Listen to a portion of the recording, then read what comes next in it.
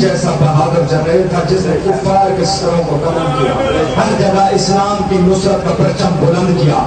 ایک علی نے تمام دنیا میں رسول خدا کو فتح یاب کرایا۔ حسین کے پاس 4 علی،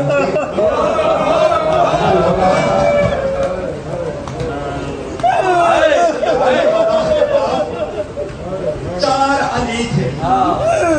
سنو کہ نہیں پتہ کہ میں پوری تفصیل کون سے کتنے علی، بس اتنا اشارہ کرتا ہوں۔ ایک علی کا نام حنفیہ ابن علی، 28 رجب کو بار بار آ کے روکتے رہے، آقا حسین عراق مت جائیے۔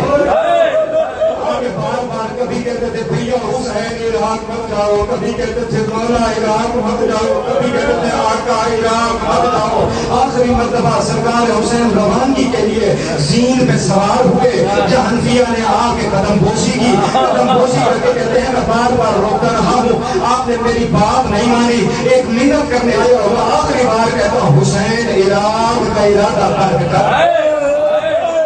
سن لو کہ سرکار نذیر پہ بیٹھے بیٹھے کہا حنفیہ میرا اور اس سے وعدہ ہے، مجھے کربلا جانا ہے۔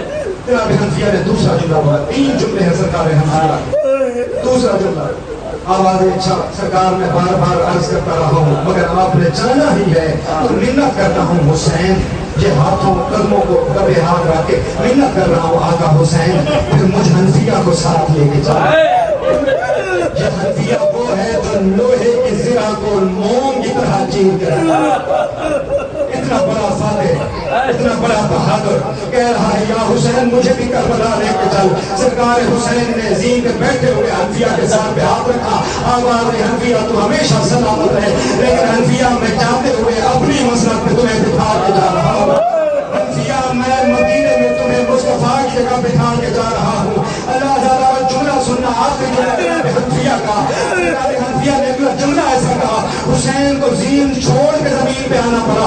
سرکار حنفیہ نے کہا اچھا مولا اگر امامت کے حکم دے کے مجھے بار بار چپ کرا رہے ہو تو منت کر رہا ہوں اب امامت کا حکم نہ دینا، بھائی بن کے بات کر رہا ہوں، بھائی بن کے سن لینا۔ آواز حنفیہ بول کیا کہنا چاہتا ہے، حصہ سے سر جھکا کے ہاتھ جوڑ کے حنفیہ نے کہا آقا مجھے نہیں لے